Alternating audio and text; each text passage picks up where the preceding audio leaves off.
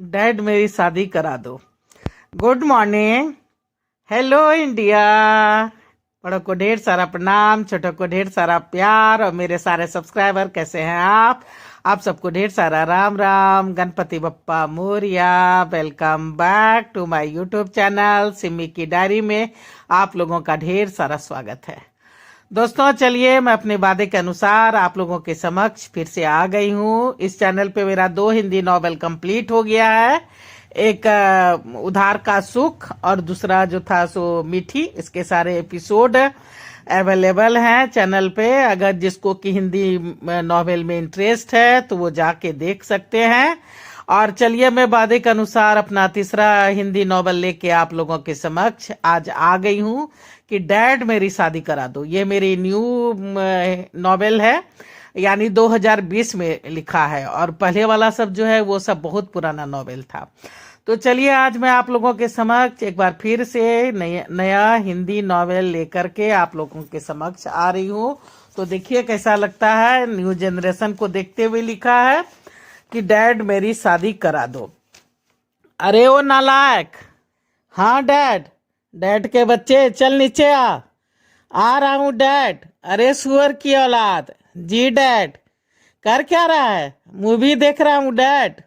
अरे खाना लग गया है, ठंडा हो जाएगा, जल्दी आ।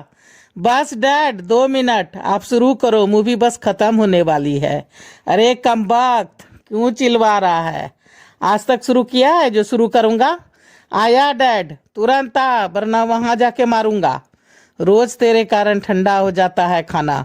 बस अभी आया डैड। बेटा नीचे आता है, चल बैठ। जी। हाथ धोया क्या डैड? बड़ा हो गया हूं मैं। हाँ वो तो देख ही रहा हूँ। कितने बड़े हो गए हो। वाह, मटर पनीर! आज मटर पनीर बनाया है डैड? अरे नहीं, चल खा, चल ले खा। हाँ अच्छी है, आपने बनाई? नहीं, खरीद के लाई है। कौशल्या आंटी के हाथ का स्वाद है डैड। चल बदमाश, खा चुपचाप। अच्छा डैड, क्या क्या किया दिन भर? क्या करूंगा डैड, बस टीवी देखा। वाह, बोल तो ऐसे रहा है मानो जंग जीत के आया हो। इसमें मेरी क्या गलती है? खेलने आप जाने देते नहीं, स्कूल कॉलेज से नाम कटवा दिया है, दोस्त यार घर पर आ नहीं सकते, तो बच्चा करे तो करे क्या, आप ही बताइए। वाह रे बच्चा, मेरा 25 साल का बच्चा खेलने जाएगा तो लड़ाई करेगा, सबों के शीशे तोड़ेगा, पैर हाथ तोड़ेगा। याद दिलाऊं कितने पैसे खर्च करवाए हैं तुमने आज तक? अच्छा ठीक है ठीक है। और स्कूल कॉलेज की तो बात मत करियो। हर क्लास 2 बार में पास कियो है तुमने। तुमसे ज्यादा तो मैं गया हूँ तेरा स्कूल कॉलेज। कभी डांट खाने, तो कभी फीस भरने, तो कभी पेनल्टी भरने, तो कभी अपमान होने। और कॉलेज, वाह वाह, भूल गए अपनी कारस्तानी। क्या डैड, फिर से शुरू हो गए? मुझे नहीं खाना, मैं जाता हूँ। ना ना, खाना खा ले, जब तक ये बाप जिंदा है, बात के बाद में सोचियो। तुम्हारे तानों से ही पेट भर जाता है डैड, रोज रोज एक ही चिक्खम चीख। अच्छा, और मैं माँ बाप, भाई बहन, नौकरानी, रसोईया, दुकानदार, इतना भूमिका जो निभाता हूँ वो किसके लिए? आप अपने कारण कष्ट भोग रहे हो और मुझे भी कष्ट देते हो। कितनी बार कहा है कि मेरी शादी करा दो, वो सब संभाल लेगी। अच्छा, वो संभालेगी और तू और निकम्मा हो जाएगा, उसके आगे पीछे घूमेगा। डैड, आप ही मुझे दुकान पे बैठने नहीं देते, इसमें मैं क्या करूं? बैठने दुकान पे? वाह, याद है ना जब बीमार था, पूरा 1 महीना बैठा था दुकान पे। क्या क्या किया था? सबों को उधार देना, दोस्तों के साथ गप्पे हाँकना, कितना नुकसान कर दिया था, याद है ना? बड़ी मुश्किल से सब ठीक हुआ है। अब दोबारा ऐसी गलती ना बाबा ना। ये दुकान पर तो तुम कहियो मत बैठियो, ये दुकान भी नहीं रही तो भीख मांगने का नौबत आ जाएगा बच्चा। हाँ तो बच्चा मैं होने नहीं दूंगा। वो आपको जो करना है आप कीजिए, पर मुझे मत कोसिए, मैं चला सुने। अरे कमबख्त, कम से कम बर्तन तो समेट कर रख दे किचन में, खुद ही रखो। जब सब खुद ही करने हैं तो ये भी कर लो। क्या बच्चा है भगवान, अब पता चला ये आते ही तुझे क्यों खा गया, एक दिन मुझे भी खा जाएगा। कपिल देव बड़बड़ाता रहा, काम करता रहा। ये नहीं कि बाप के काम में हाथ बटा दे। बाबू साहब को शादी करनी है, जैसे वो महारानी खुशी खुशी नौकरानी बन जाएगी। अरे कौन बाप अपनी बेटी देगा इस नालायक को। काम न काज का, दुश्मन अनाज का। दाई नौकर रखो तो नजर रखनी पड़ती है, 2000 पगार, ऊपर से चोरी अलग। अब घर में भी खटो, बाहर भी खटो, निकम्मा घर में रहता है तो ये नहीं कि घर द्वार साफ सुथरा ही कर दे, खाना बनाना सीख ले। नहीं, सब मुझे ही करना है। शादी करा दो डैड, मेरी शादी करा दो। बस एक ही रट लगा रखी है, जैसे शादी ना हो गई कोई खेल हो गया, जैसे शादी ना हो गया कोई खेल हो गया। अरे कौन बाप बेटी देगा तुझे। ऊपर से आजकल के जमाने की अगर निकल गई तब तो बाप रे बाप, भगवान बचाए। कहीं सब कुछ हथियार ना ले, हमें सड़क पर ना ला दे। ऊपर से अगर बच्चे बच्चे हो गए तब तो और लफड़ा। बड़ी मुश्किल से तो 2 वक्त की रोटी मिलती है, उसमें भी चिक्खम चीख। ना बाबा ना। आजकल तो 35-40 तक लोग शादी करते हैं। मैं तो अपने जीते जी तुम्हारा भार उठा लूं यही बहुत है। मैं तो जीते जी तुम्हारी शादी नहीं कर सकता। मेरे मरने के बाद जो करना होगा करते रहना। बगल की पड़ोसन का घर, ये लीजिए रुई, ठूस लीजिए कान में। शुरू हो गया दोनों बाप बेटा का महाभारत। मैं तो तंग आ गई हूँ इस चिक्खम चिल्ली से। कोई और मकान देखो, इसे बेच डालो। बेच तो दू भाग्यवान, पर खरीदेगा कौन। ये तो हम लोग हैं जो रोज झेल रहे हैं। दूसरा होता तो अब तक पुलिस कंप्लेन कर चुका होता।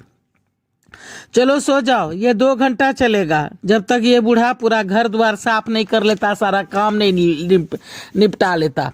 ये रोज की बातें हो गई है। कपिल देव थक मर कर घर आता, फिर सारे काम निपटाता। रोज सोचता कि आज नवल जरूर मदद करेगा, पर वो मदद करना तो दूर, बस एक ही रट लगाए रहता, डैड डैड मेरी शादी करा दो, डैड मेरी शादी करा दो। वो सब संभाल लेगी। ये सुनते ही कपिल देव का गुस्सा साथ में आसमान पर जा चढ़ता और फिर शुरू हो जाती चिखम चिक। बेचारा चिक चिक ना करे तो क्या करे, जिंदगी ने इतने दुख भी तो दिए थे उसे। 12-13 साल की उम्र में 3 बहनों को उसके हवाले करके माँ बाप चल बसे थे। दोनों मेहनत मजदूरी करते थे। वहीं पता नहीं क्या हुआ था कि 10 मजदूर खदान में दब के मर गए थे। उसमें उसके माँ बाप भी थे।